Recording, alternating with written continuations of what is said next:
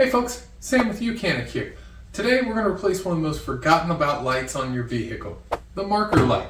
So let's go ahead and get started. Alright folks, we're ready to replace the infamous marker light on this 2016 Jeep Renegade. Now you can see I'm here on the right front, and the bulb that we're going to replace is just inside this amber cover. Now this is what's really cool. If you're looking up here on the headlight assembly, it's directly behind it, and you would think you have to remove this grill and the headlight assembly and all that jazz.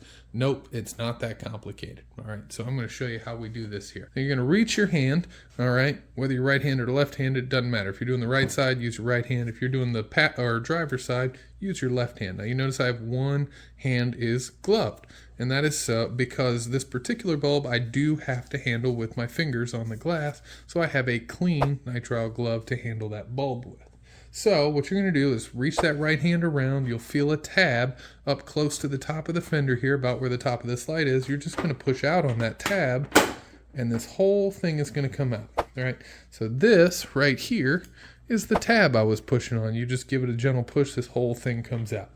Now all you have to do is grab your pigtail, right, and you're going to twist the whole marker assembly off of it. Now you can set this aside, don't need that right now, and there's your bulb. So we're going to go ahead and pull this bulb out. You just pull it straight out like that.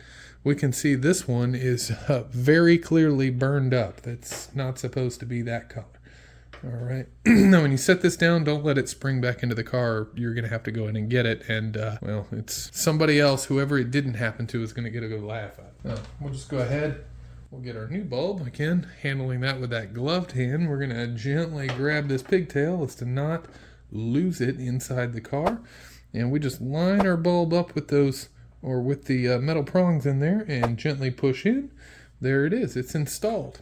So now we're just going to grab our marker assembly.